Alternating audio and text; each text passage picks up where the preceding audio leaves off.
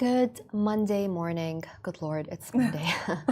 Good morning, and welcome to another episode of Smashi Business. I'm Lubna Hamdan. And I am Farah Bashir. Farah Bashir, welcome to the studio with us again. Thank you. Yet again. Thank you for having me. Today, before we talk about how awful Mondays are, we're going to go through the headlines real quick. Property Finder is mulling a $1 billion listing after a roadshow. Dubai's Palazzo Versace Hotel is on sale for the bid starts at half of the price of its cost price. And Blink's Media, a lot of questions have been raised, primarily by us, around the ownership of the media company. And an Abu Dhabi fund has sealed a $1.45 billion acquisition of a British media house. It's happened, ladies and gentlemen. You couldn't have stopped it even if you wanted to. The Emiratis have acquired a British media house. And then last but not least, a Saudi designer has accused Yasmin Sabri of sabotaging his dress. Why does that matter? On a business show, we'll find out up next. Anyways, Farah, how has your weekend been? Well, it was a chill weekend. Chill. Yeah, I had my friend's birthday. We went and celebrated, and yeah, it's just like one of those weekends where you just don't feel like doing anything. Yeah, I feel you. Yeah, but I did something for one day from the whole weekend. So you celebrated a birthday. What did you guys do? Was it like a wild party? What's happening? Actually, Give us the tea. No, actually, I feel like I'm growing old. Maybe we're getting old. We just had some games, to play together. But yeah, it was. How chill. old did your friend turn before we talk about getting old? You expose me like that. Yeah, I feel like that's okay. I am older than you, so I feel like. Well, she turned 24. Oh my days. Okay. Right. Moving on. Moving on. I had a lovely weekend. Thank you for asking. No, I did actually have a chill weekend as well. And it's been crazy though, because it's been, we just came back from Doha. We went for the Qatar Forum, obviously powered by Bloomberg. It was really exciting. Very, just a lot of things happening in Doha, in Saudi. Some of our team is in Saudi right now. A lot of events happening in Dubai. It's almost hard to keep up with everything 100%. that's been going on. I mean, they say that Dubai is very fast-paced, which I do agree with them on. You do agree with that? Yeah, I do. I agree with that as well, honestly. Even when we were in Doha and we were covering this forum, it was really hard to... No, actually, it was really easy to feel the day pass by, even though it was very crammed up into 2 days. The forum was, I think, 4 days in total, and we went for 2 days of that, or 3 days maybe. Don't quote me on that. But yeah, it was like in Doha you kind of feel The day. You just feel the time more, right? Time doesn't fly as fast as it does in Dubai, and I do feel that when I go to Moscow. I do feel that when I go elsewhere.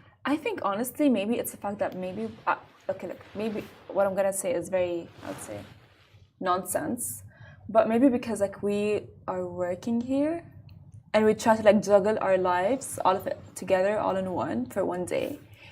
Eat healthy, work out, go to the gym, which is work out, and go to work and I mean, look, it's not it's not nonsense. I do get where you're coming from, but I think Dubai generally is known for having that fast-paced kind of lifestyle, right? So I agree. Even people who live in Paris, New York, etc., they always come to Dubai and they're kind of shocked and surprised at how quickly that is true. Yeah, time flies tick, here. tick, tick, tick, tick. And speaking of time flying, Property Finder, oh my gosh, it's been so many years. I remember when Property Finder had just launched a couple of years ago, well, more than a couple of years ago, and now already it's mulling a $1 billion listing. That's right after its $90 million Beko buyout, and it had a preliminary roadshow as well. So let's get into that story a little bit. So obviously, Property Finder is an online real estate platform. Have you ever used Property Finder? Of course. If you live in Dubai, you for sure must have used Property Finder, whether you want to rent a house or even buy a house, actually. Yeah, absolutely, absolutely. So yeah, Property Finder or Bayut.com. Which one do you prefer? Both. I don't know, because I feel like not all houses are listed on property. So diplomatic, not all Farah. houses So are diplomatic. on Bayut. I mean, I have to be right. You are the co-host that I need for sure. Diplomacy over here.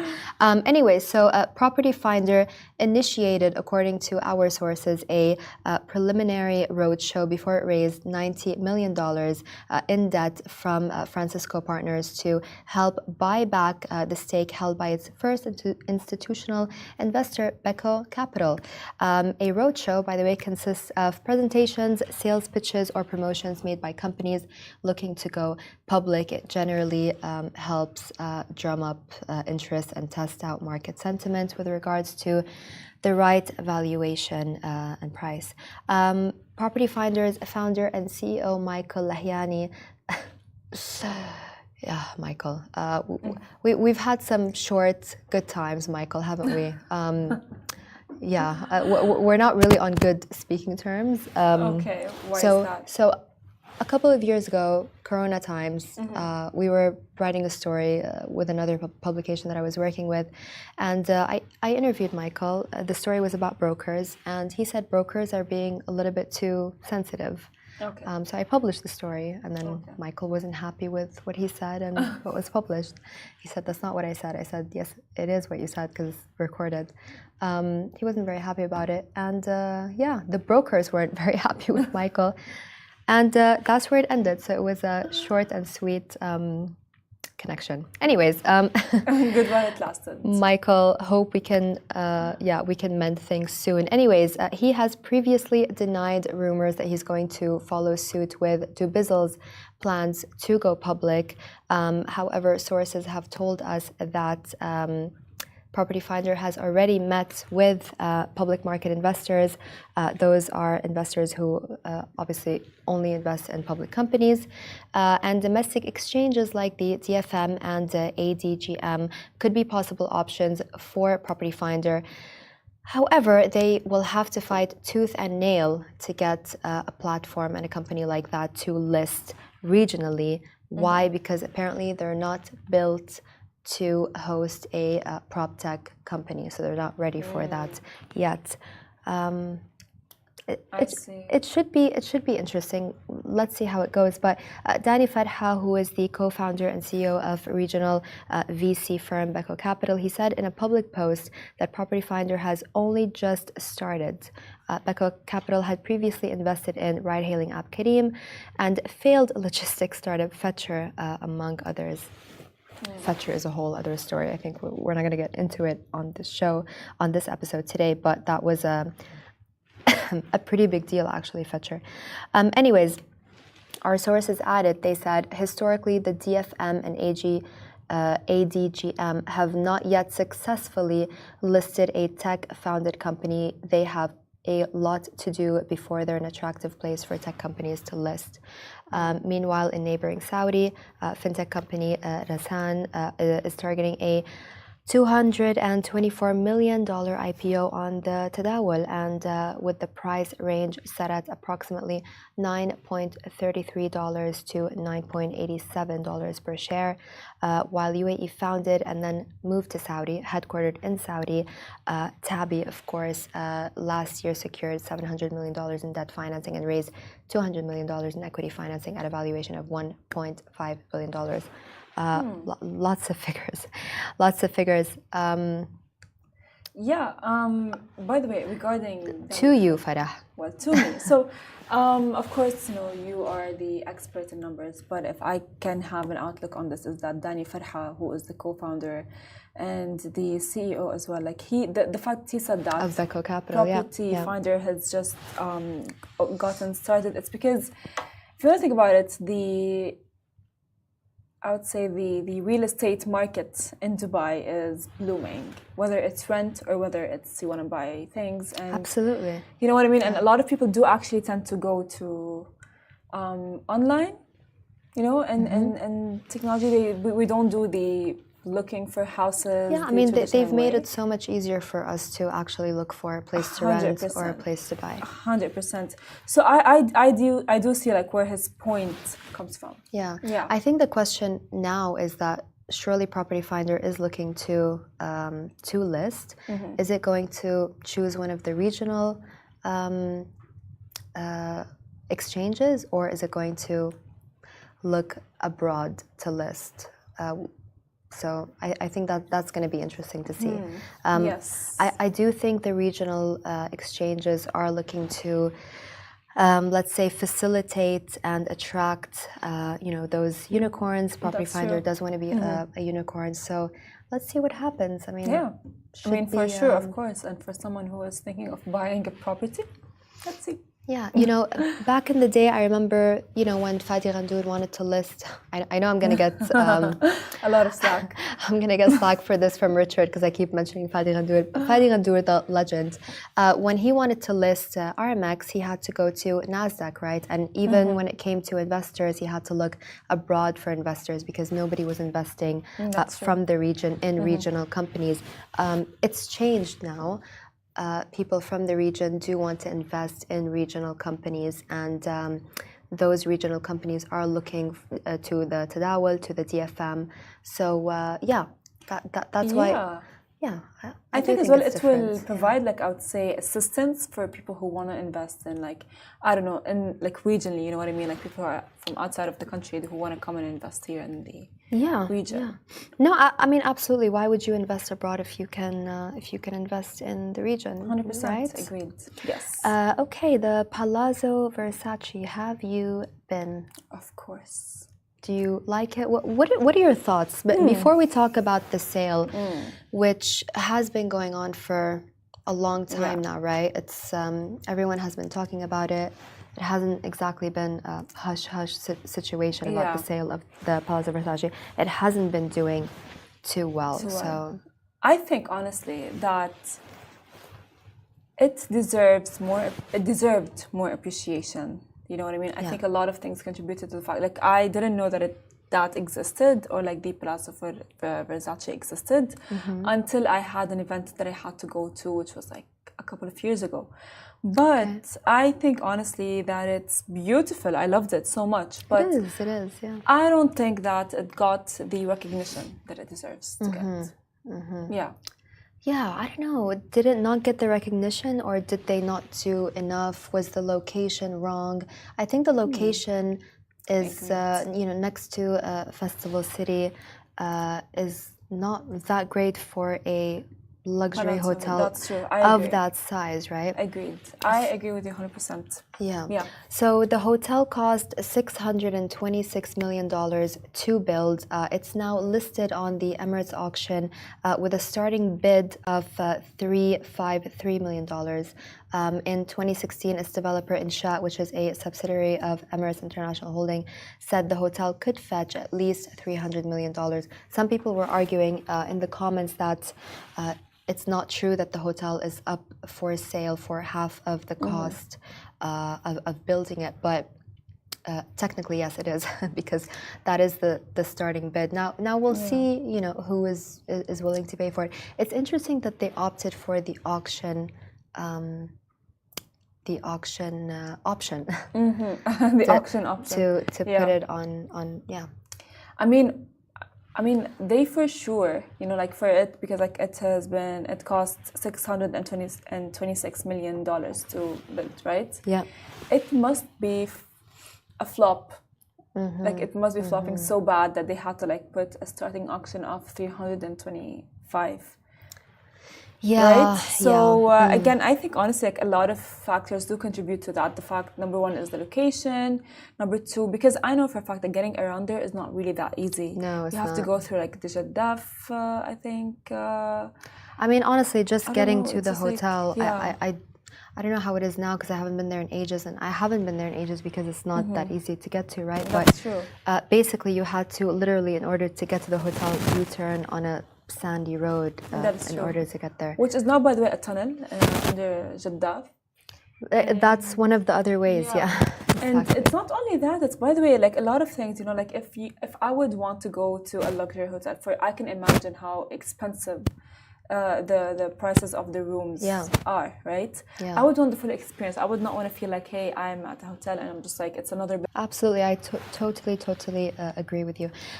Those interested in owning a piece of the luxury hotel, as we said, the starting bid sits at $353 million. It's located in Al Jaddah. For anyone who doesn't know, I'm not going to go through the plot numbers. You can find that online, or you can just go to Smashi Business on Instagram. But the property has a total area of over 478,000 square feet. Obviously has lavish amenities, 65 suites overlooking the city or the creek, 4 restaurants, 2 swimming pools, and a gym. And the furniture and trade license are not included in the sale. That's important to note. Viewing isn't currently available. The hotel is leased until March 2028.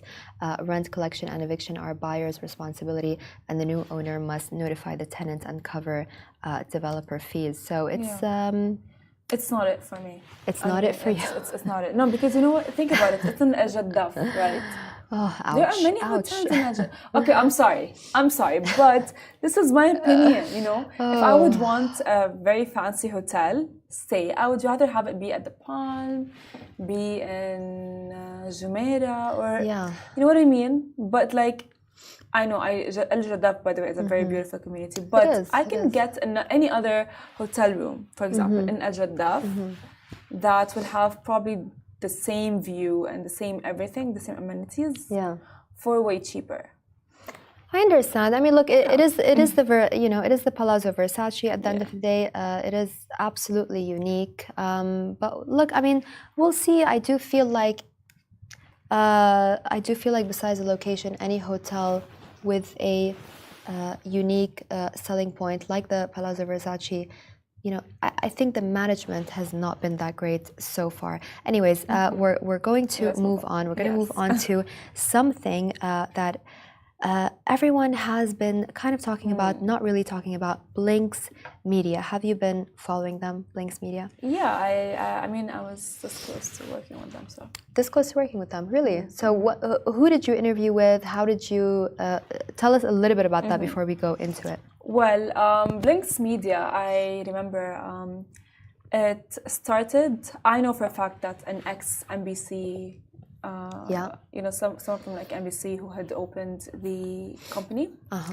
And because he just wanted to, you know what I mean, like, I would say have the digital media and these short videos with amazing graphics done. That was his idea. And that's what it looks like at first sight, right? So first of all, we got the story because we paid it. I mean, we noticed Blinks Media. Obviously, we knew that it existed, but we noticed it because Mazen Hayek, bless you, Mazen, I'm really sorry about the whole email thing with the car. I realized I was a bit harsh. Please forgive me. Mazen Hayek, ex-NBC, well-known figure, very outspoken. He shared news of Blinks surpassing the 1.3 million Instagram follower mark on his personal LinkedIn, and he added that it's managed to attract 2 billion views in just 8 months. That's a lot. In September last year, Blinks suddenly appeared, right? It's Arabic language, calls itself Digital Storytelling Hub, came onto the Dubai media scene. In just 8 months, it's got a state-of-the-art studio, metaverse production facilities, 150 staff, a free Snapchat-like content app, and 1.3 million followers on Instagram alone. The general manager who you were referring to is Nakhle El-Haj. He's also ex-NBC, ex-Al Arabiya. He told The National that he envisioned young people creating relatable content in a way the media region has yet to see.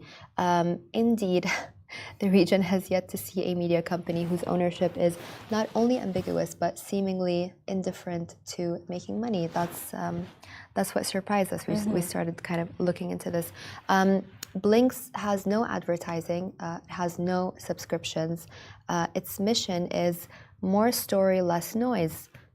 There's not too much noise around Blinks, not too much information divulged. It gets more interesting though.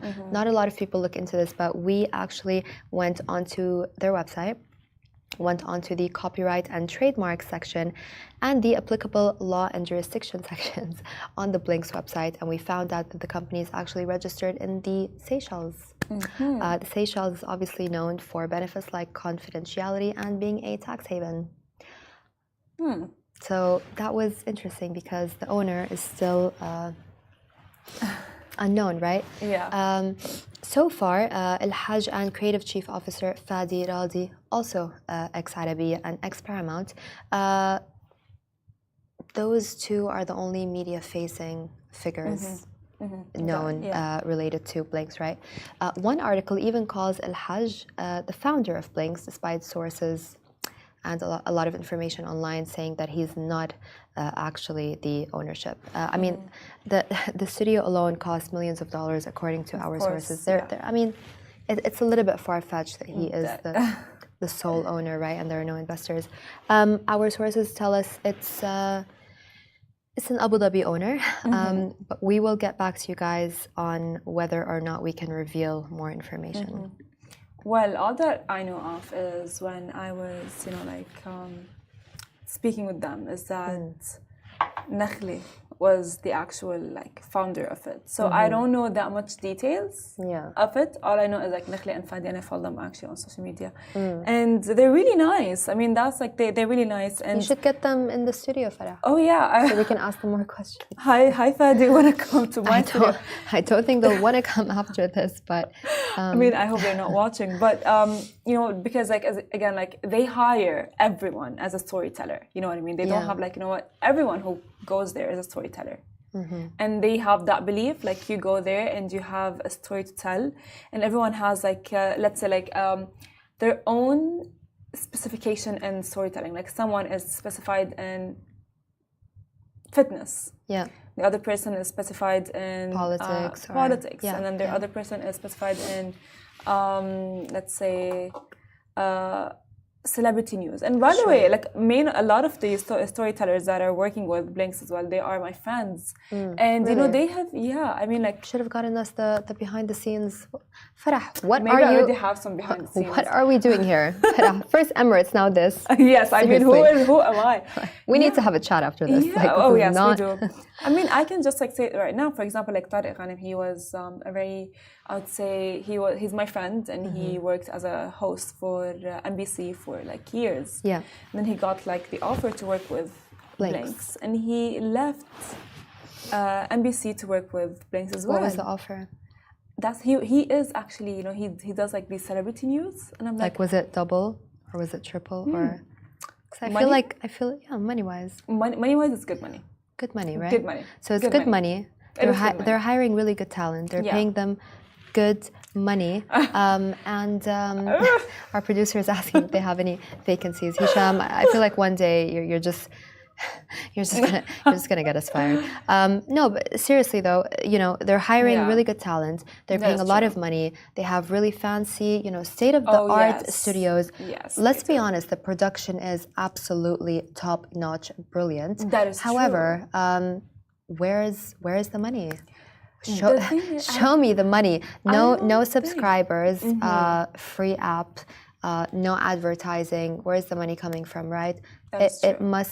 It must be someone, and I'm guessing from Abu Dhabi. Moving on to Abu Dhabi. Back to Abu Dhabi. An Abu Dhabi fund. Finally, I had my fingers crossed for this because the UAE has been trying to, they bid for the Spectator and the Telegraph, and I was really hoping that they would get it. There was a law issued by the UK.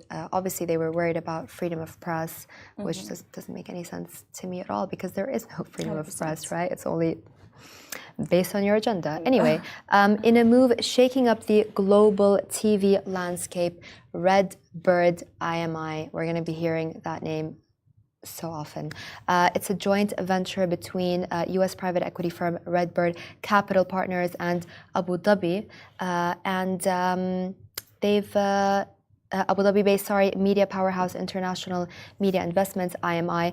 They finalized their acquisition of All 3 Media, the UK's largest independent TV production company, for $1.45 billion. That's not a small number. Oh my God. It's the biggest deal yet for Redbird IMI, which was set up just last December. But I just know we're going to hear this name so much more often. The acquisition strengthens Abu Dhabi's growing influence in the international media scene. I mean, we've got Blinks, now we've got All 3 Media. IMI is a heavyweight itself.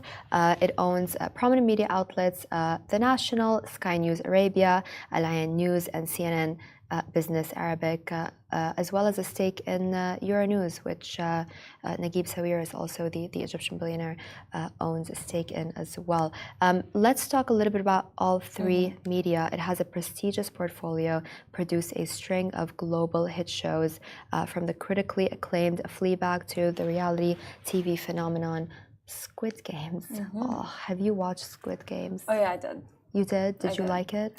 I honestly, at the beginning, like when excuse my sniffling, guys. Dropped, so sorry. I was trying my best to resist and not watch it. Yeah. But then I just like fell, and I watched it. And I'm like, wow. Why? I liked it. It was not. It was like stressful. Honestly, it's like, oh my God, no. Yeah. But yeah. I love how you just did that very nonchalant. Yeah. Like, oh my God, no. Yeah. Love it. The company, All 3 Media, isn't just a one-hit wonder. It's had 50 production labels under its wing. Studio Lambert, Raw TV, and Neil Steele Productions. It's exciting times for Abu Dhabi. Really, really exciting times. I mean, I thought Sky News Arabia is under Abu Dhabi Media because I worked for them briefly.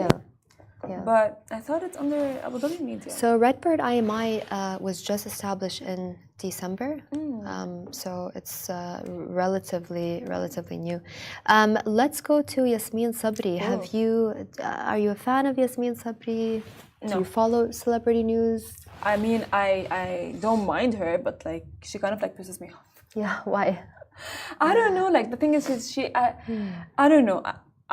I really don't know what it is about her, but I feel like she's very like unnatural in the way that she perceives herself. It's like we can tell, like it's like not you, just be you. I can tell if someone's not being them.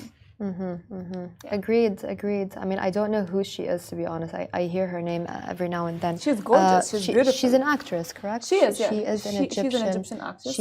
She is a celebrity. So a well-known Saudi fashion designer called Yusuf Akbar. There's a controversy surrounding him and Yasmin Sabri. Apparently, he is accusing Sabri's stylist, actually, of deliberately altering one of his creations. Known for his dramatic silhouettes and opulent embellishments, Akbar has become a favorite among A-listers seeking show-stopping red carpet moments. Akbar on Instagram expressed outrage that I'm sorry. You know what? This is actually a serious story, right? There is a fashion designer, and these are his designs, and he's outraged that apparently Sabri's stylist had cut the tail of a dress he had loaned for a prestigious event. So he changed his design, the stylist for Yasmin Sabri.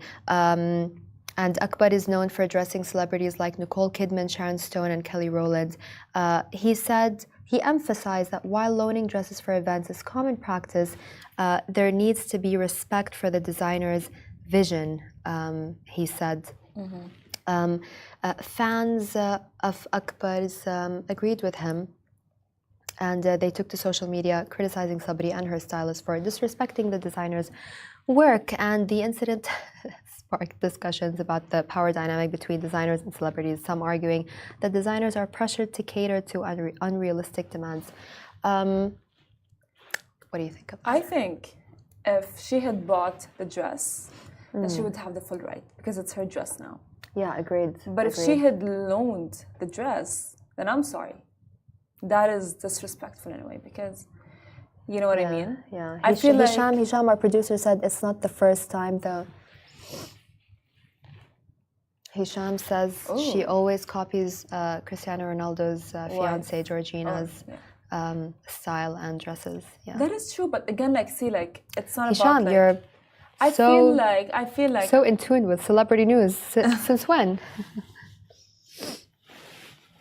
Abu Hashima, she was married to him. Yes, Hisham, yeah.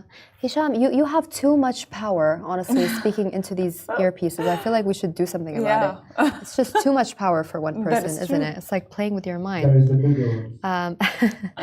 Anyways, I do think this sparks a bigger, wider debate around, IPs and